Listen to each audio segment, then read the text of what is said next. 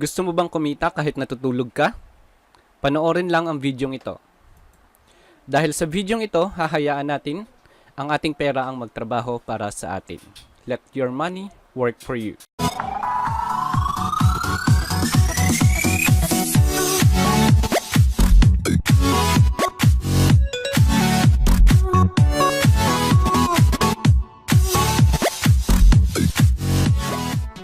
Hey guys, Dennis here again from Unbox Solutions and welcome to a new video here on the channel. If you're new here, make sure to subscribe, click the bell icon so you can receive notifications whenever I uploaded a new video. So let's go with the tutorial. First, we need two things. First, kailangan natin ng coins.ph account, at kung wala pa po kayong coins.ph account, meron po akong video tutorial kung paano gawin yan. Click nyo lang po yung link below or the card above. And dito nga ituturo ko kung paano gumawa ng Bazillions.com account and kung paano yung process, kung paano tayo kumita rito. So let's go with the tutorial. Disclaimer: this video only shows my opinions and views regarding the website. I am not a financial advisor. Proceed on your own risk. I am not responsible for any action you will take after watching this video. Tip: spend only what you can afford to lose. And once you invested, consider that you already lose that money. So para makapag-sign up po tayo sa Bazillion.com, nilagay ko po yung link dyan sa description sa baba. So scroll down nyo lang po kung nanonood kayo sa desktop. Sa mobile, nandyan din po yun sa baba sa may description. So ito po yung link. Pero bago nyo po pindutin yan, pindutin nyo po muna yung subscribe button, yung kulay pula. Tapos, pindutin nyo yung bell icon para makareceive po kayo ng notifications whenever I uploaded a new tutorial videos that might help you. So, i-click nyo na po yung link dyan sa baba na nakalagay para makapag-sign up sa Bazillion. So, dadalhin po kayo nyan sa website ng Bazillion. Okay. Tapos, ito po yung website niya. Pindutin nyo po muna yung sign up. So, pagka-pindot nyo po yung sign up, ito na po yung informations na kailangan nyong pilapan. So, una, lagay nyo yung pangalan nyo, yung email, tapos type nyo po ulit yung email. Tapos dito po sa bandang baba, lalagyan po natin yung ating login info. Kailangan po kasi yan. So, username, pwede nyo ilagay dito kahit ano. Diba, ganyan. Tapos, password. Type nyo po ulit yung password. Tapos, kailangan nyo po maglagay ng security question. So, kayo po ang gagawa niyan. Halimbawa, ganyan po yung mga sample na security question. Tapos, lalagyan na rin po ng sagot. Sample lang po yan.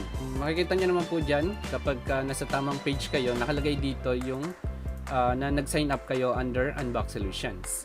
Tapos dito sa cryptocurrency, Bitcoin address, Litecoin address. So yung Bitcoin address, makukuha nyo po yan sa coins.ph. So punta po muna tayo sa coins.ph. So nandito na po tayo sa dashboard ng coins.ph. Una, dito nyo makikita yung inyong mga accounts. BTC, ETH, or Ethereum, XRP, hindi ko alam kung ano yan. Pero dito po tayo mag-focus sa BTC. Pindutin nyo po yan. Tapos, pindutin nyo tong QR code na to. Sa mobile naman po, makikita nyo yan sa doon sa bandang gilid. Swipe nyo lang sa BTC, tapos pindutin nyo yung receive. So dito sa desktop, pindutin nyo lang po yung show my BTC address. Tapos kopyahin nyo po yan, ilagay nyo po dito.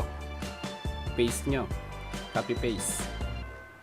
Tapos make sure na may kulay to. Tapos pindutin nyo yung register. So, pagkapindot po ng register, didiretso na po yan sa inyong dashboard. Tapos, ito na po yung dashboard. So, dito po sa dashboard, makikita nyo dito yung mga investments na pwede nyong kunin. So, para makita nyo po yung investments, pindutin nyo lang po yung make deposit. Kasi dito rin po kayo magde-deposit. So, discuss natin kung ano yung mga investments. Una, yung Sports Broadcast 2.0. Na pwede kayong kumita up to 210% after 100 calendar days. Kasama na po doon yung investment nyo. So halimbawa, nag-invest po kayo ng 100 pesos. Pagkatapos po ng 100 calendar days, kikita po kayo ng 210 pesos. So example lang po yan. Pero dito po, kung magkano yung in-invest nyo, kung halimbawa malaki yung in-invest nyo, kung 100,000, ang kikitain nyo after 100 calendar days ay 210,000. Ganun. So, ganun lang po yan. Kung magkano yung, kung malaki yung in-invest nyo, malaki din yung balik. Sunod ay Sports Broadcast 3.0. Ito naman po, everyday yung income. So, 188% after 74 days. Ang pinagkaiba nito dun sa una na 2.0, dito sa 3.0, everyday, pwede nyong i-withdraw yung income nyo. So, halimbawa, dito, nag-invest ka ng 100 pesos, tapos everyday meron siyang parang 2 pesos na kita, pwede nyo na po agad siyang i-withdraw. Hindi nyo na kailangan maghintay ng 74 calendar days. Pero kapag inintay nyo yun, makukuha nyo ng buong buo yung income nyo. Sunod dito sa TV and movie broadcast 3.0, kaparehas lang po yan ng sports broadcast. Ito 100 calendar days, ito 60 business days.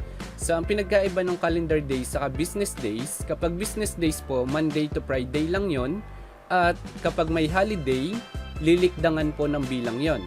So hindi po kasama sa bilang yung holiday and weekends. So makukuha nyo lahat ng income after 60 business days. So yun nga sa TV and movie broadcast 3.0, makukuha nyo po lahat ng income kasama yung inyong ininvest after 60 business days. At ang kikitain nyo nga is up to 221%. So yung pinaka-last na investment is Game Streaming 2.0. Ito po ay 155 business days bago nyo makuha yung profit. So yan nga ay aabot sa 1,020% yung pwede nyong kitain. So yun nga, yung calendar days saka business days, magkaiba po yun. Yung calendar days, dire-diretso lang ang bilang nun kahit holiday, Monday to Sunday. Pero sa business days, hindi po binibilang yung Saturday and Sunday and holidays. So baka magtaka po kayo, hindi pa nagre-return yung investment nyo. Business days po yun. Okay? So ito na rin po yung process kung paano kayo mag-invest. Halimbawa, napili nyo tong una, to 74 calendar days lang, pinakamabilis. At everyday yung profit na pwede mong withdrawin. Diyan din po ako nag-invest. So pindutin nyo lang po yan. Tapos sunod, pindutin nyo yung kung saan kayo magbabayad. So since Bitcoin yung ginagamit sa coins.ph, pindutin nyo lang yung Bitcoin. Tapos sa pagkapindot nyo yung Bitcoin, i-enter nyo lang po dito kung magkano yung i-deposit nyo. Pero gumamit na lang po kayo ng conversion. Mag-i-invest kayo ng 5,000 pesos, i-convert nyo na lang siya sa BTC, 0.019 BTC. So yan po yung ilalagay nyo dito, enter deposit amount. So 0.019 BTC. Tapos pindutin nyo po yung make deposit. So pagkapindot nyo po yan, lalabas yung QR code kung saan pwede nyong i-scan gamit yung coins.ph app sa cellphone nyo, and diretso bayad na siya. Or pwede nyo ring i-copy yung address. Ito, copy nyo to, tapos punta kayo sa coins.ph, pindutin nyo lang yung send. Tapos ilalagay mo yung address dito. Tapos kung magkano yung isi-send mo, ito 0.019, ilalagay mo yan dyan. Tapos maglagay ka po ng note, kahit ano, halimbawa Bisil yan, example lang po yan. Yan. So hindi ko to isi-send kasi wala naman pong laman yung coins.ph ko. Mamaya ipapakita ko to, mag-withdraw ako dito sa Bizillion. So ganun lang po, send nyo yung money, tapos hintayin nyo papasok yan sa account nyo. Automatic po yan.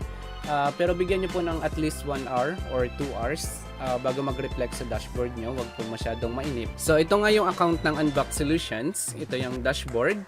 Makikita nyo po dyan. Ito yung balance mo. So nag-deposit ako dati using Ethereum. So makikita nyo dito yung balance nyo sa Ethereum. So makikita nyo rin po dito yung mga deposits nyo. Kung saan kayo nag-deposit, pindutin nyo lang po yung your deposits. So dito ako nag-invest. Nasaan na ba yan? Ito, Sports Broadcast 3.0. Ito kasi yung pinakamabilis. 74 days lang, calendar days. And every day pwede nyong i-withdraw yung profit nyo. So nag-deposit ako dyan ng 7.7 Ethereum. That, katumbas po yan ng 5,000. Let me check. Katumbas ng 6,000 yung 0.7 ETH. Yan po yung aking dineposit dito sa Basilian. So sa ngayon, ang income ko na after ko mag-deposit 1 week na yata ay 1,199. So yan na po yung daily profit ko. Testingin po natin kung paano mag-withdraw. Pero bago po kayo mag-initiate ng withdrawal, make sure na may nakalagay kayong Ethereum wallet address or Bitcoin wallet address. So kung wala pa po kayo nakalagay na address dito, i-paste nyo lang po yung address dito. Makukuha nyo yun dyan. Tingnan natin yung aking ETH. Receive. Show my ETH address. 38cc. So ito po yung ETH address ko. Kung wala pa, i-copy nyo lang. Ano ba ito? Copy. Tapos i-paste nyo lang po dyan. Tapos pindutin nyo na yung change account data. So yan lang po. Tapos punta na po kayo dito sa withdrawal.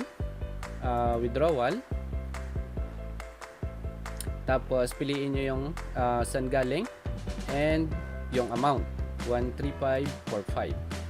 Tapos pindutin nyo yung request and then click on confirm. Direkta po yung i-send doon sa ating coins.ph account. So withdrawal request has been successfully saved. So makikita nyo rin po dito yung inyong withdrawal request. Pindutin nyo lang po yung withdrawal history. Tapos hintayin nyo lang po, di-deliver po yan sa inyong coins.ph account within 24 hours. Okay? So yun na nga, since tapos na tayo mag-deposit and naipakita ko rin sa inyo kung paano mag-withdraw, ang gagawin na lang po natin ngayon is iintayin natin yung maturity period niya para makuha natin ng buo yung ating income. So yung daily profit po, direkta yan sa inyong wallet address dito sa Basilians and anytime pwede nyo siyang withdrawin. So yun nga, naituro ko na sa inyo lahat and thank you for watching. Please like the video if you like it. If you don't like it, you know what to do. And again, my name is Dennis. Please subscribe, click the bell icon, and as always, have a great day.